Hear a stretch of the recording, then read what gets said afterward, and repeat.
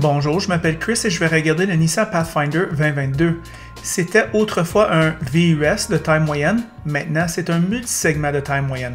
Ces termes perdent de plus en plus de sens. Pathfinder a subi un relooking pour 2022. Je vais regarder l'extérieur avec vous, l'intérieur, l'amener sur la route et vous montrer qu'il y a une énorme amélioration du style extérieur, le prix de base est beaucoup plus élevé et l'intérieur est amélioré. L'extérieur est si fort dans mon livre. Un bon multisegment intermédiaire ressemblera à un VUS avec de la classe, avec des lignes carrées de camion, tout en conservant un look chic et civilisé. Bon travail Nissan à ce niveau-là. À l'intérieur, à l'exception du Mazda CX-9, tous ces multisegments intermédiaires ont tout l'espace dont vous aurez besoin. Pathfinder vient en format 7 ou 8 places, nous obtenons le 7 places. La troisième rangée est plus facile d'accès que la plupart, mais il n'y a jamais beaucoup de place dans la troisième rangée. La qualité des matériaux est moyenne, ce testeur est l'édition Platinum, tout équipé, et coûte un peu plus de 55 000 $, mais le modèle de base commence à 45 000 $ canadiens. Le modèle de base est un peu cher. Ce testeur est équipé d'un système audio Bose à 13 haut-parleurs, d'une recharge sans fil mobile avec Apple CarPlay sans fil, un affichage tête haute, d'un système d'infodivertissement de 9 pouces, d'une assistance ProPilot avec NaviLink nécessitant moins d'intervention du conducteur et des sièges de cuir haut niveau. Il y a beaucoup de surfaces noir piano à l'intérieur, en particulier les surfaces horizontales qui accumulent la poussière. Les accents métalliques bronze sont une belle touche, plutôt silencieux sur l'autoroute, la suspension est douce, Pathfinder est réglé pour le confort. Le moteur est un V6 qui produit 284 chevaux et 259 livres de couple avec un système 4 roues motrices et une boîte automatique à 9 rapports et 7 modes de conduite. Nissan affirme que Pathfinder peut effectuer des tâches hors route légères et peut tirer jusqu'à 6000 livres. Pathfinder boit 11,6 litres en ville, 9,2 litres sur l'autoroute. Voici nos pensées sur la route. Bonjour les amateurs de voitures, aujourd'hui avec Ross, il m'apporte le Nissan Pathfinder 2022, tout nouveau pour cette année. Ross, qu'est-ce que tu en penses de ce camion? Bon, on est déjà rendu à la 5e génération. Évidemment, les VUS en Amérique du Nord, évidemment, ont toute la 5. Ouais. Et puis, Nissan ne pouvait pas manquer son coup. On a fait une évolution avec ce Nissan Pathfinder-là. Ouais. Belle évolution. Comme 5e génération déjà. Pas de top safety pick, par contre. Braquette de prix. 45 973 $ à 56 573 $. Le prix de notre modèle d'essai, 56 573 $.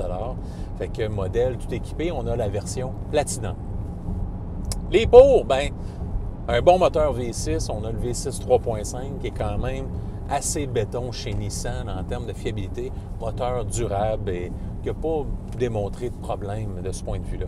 Puis qui est jumelé en plus à la nouvelle transmission en 9 rapports.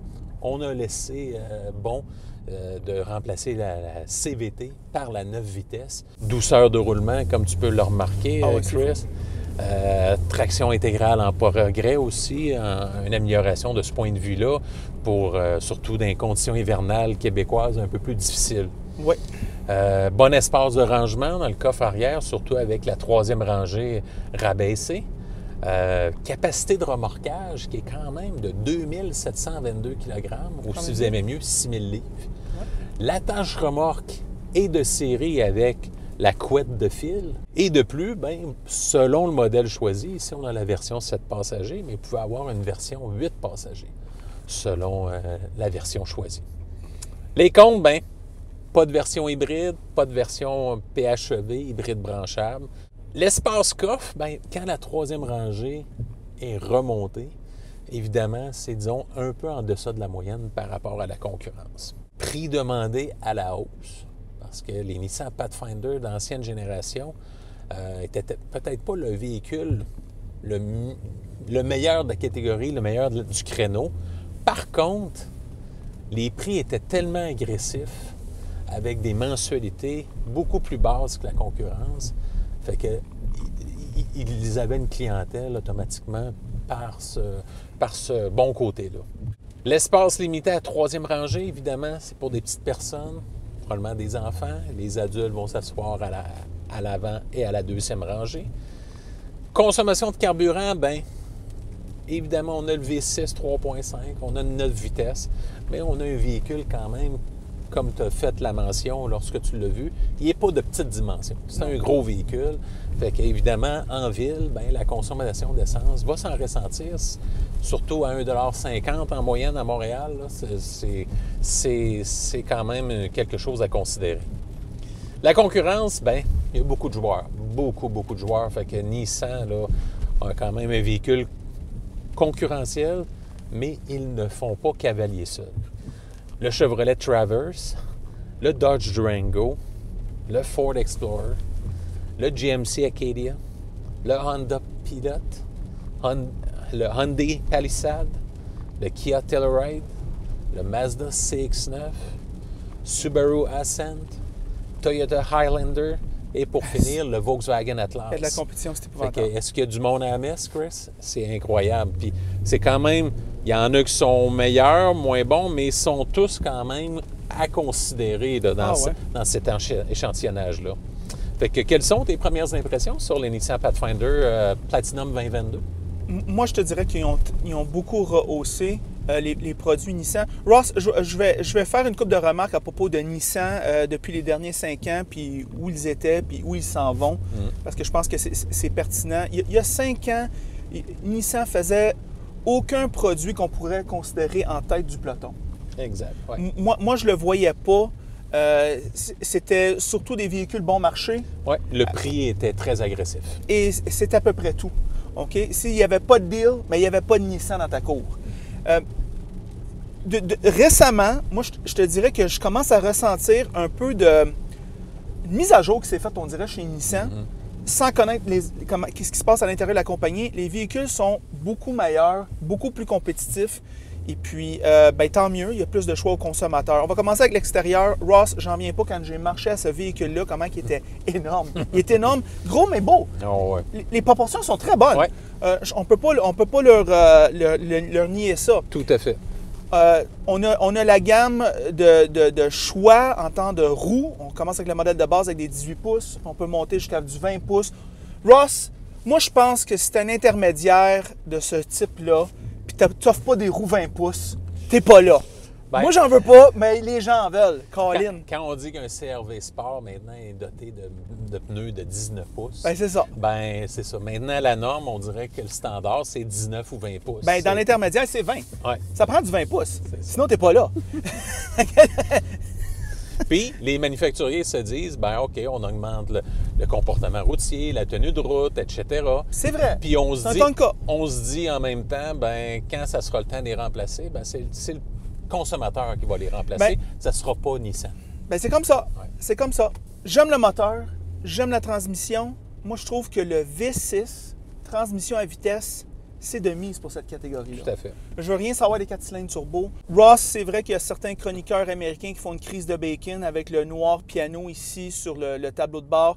Moi, j'ai pas de problème avec le noir piano en vertical, mais en horizontal, en surface horizontale, c'est vrai que c'est un accumulateur de poussière, puis ça gosse. C'est sûr que si toi, mettons, l'auditeur, ton véhicule, c'est une soue à cochon, mais ça ne changera pas grand-chose. Mais si tu aimes ça, garder ça clean, ça serait le fun. Ça va être plus difficile de garder ça propre. Ça va être gossant, ça va te gosser. Ceci étant dit, Ross, on a tout ce qu'on a besoin. Nissan épargne à rien. Le tableau de bord digital, un infodivertissement 9 pouces qui est quand même égal à la compétition en termes de convivialité. On a ici un système de climatisation en bouton dur qui fait la job. Qui est à part du système d'infodivertissement. Exact. Une interface, somme toute, assez simple. Le volant Gain & Cuir, Ross, le cuir très doux. Ça, c'est une interface majeure. Les bancs hyper confortables avec un bon cuir de haute qualité. Les aides à la conduite, un bouton. C'est vraiment bien. Moi, j'ai rien à dire là-dessus. Le système audio Bose qui joue très bien. Alors, moi, j'entends aucun craquement. On a le gros toit panoramique pour laisser la lumière naturelle rentrer. Ça pourrait être très sombre aujourd'hui à l'intérieur de ce véhicule, mais à cause du toit panoramique, c'est pas si pire. Alors, il est quand même assez silencieux sur l'autoroute. C'est pas trop bruyant. Ross, moi, je te dirais qu'il coûte plus cher, mais il en donne beaucoup plus. Là, c'est sûr que Ross, les Québécois, moi, j'ai remarqué qu'ils sont, des fois, et je comprends totalement, sont un peu bandés sur les modèles de base. Moi, je vois beaucoup de modèles de base se promener. Quand on s'en va sur Kijiji, on s'achète une voiture usagée, on a beaucoup de modèles de base. Le modèle de base de celui-là, il coûte assez cher versus ses compétiteurs. Exact. OK, tu peux avoir un Ascent beaucoup moins cher, un Atlas un peu moins cher. Et puis aussi, la compétition est très tough dans le haut de gamme parce que tu peux avoir un Telluride pour le même prix que celui-ci. Des palissades également. Fait que... Le palissade également. Alors, très, très tough. Le produit est très, très bon, mais la compétition est très, très tough. Ross, qu'est-ce que tu en penses, tes pensées finales? Malgré que le Nissan Pathfinder n'a pas d'ajustement de la hauteur du siège de son passager, on peut tout de même recommander le Nissan Pathfinder, le V6 3.5 légendaire qui fait un excellent travail, fiabilité, comme tu en faisais mention, pas de petite motorisation turbo-compressée qui sont plus coûteuses à long terme et en plus moins fiables aussi à moyen et long terme. Ce qui fait, est-ce que je le recommande? Entièrement, en location et à l'achat. Évidemment, il faut s'attendre que vous n'aurez pas les prix très avantageux que vous avez eus dans le passé de la génération précédente. Alors, c'est ça nos pensées sur le très bon Nissan Pathfinder. Si vous aimez la vidéo, aimez-le.